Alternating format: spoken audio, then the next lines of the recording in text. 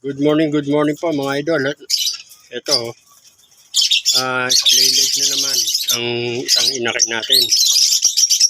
So, gagawin natin is subukan natin na malagyan siya ng posas kung tawagin.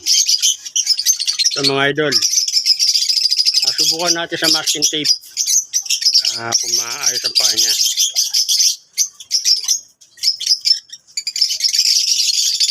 Hindi ko pa, ngayon ko lang itatry itong masking tape.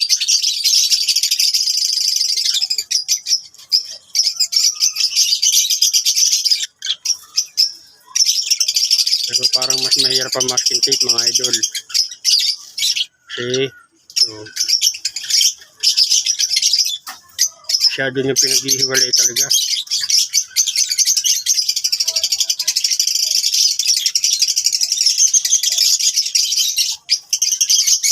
Na mga idol, hindi ko na na-video. Pero naayos ko na. Yun.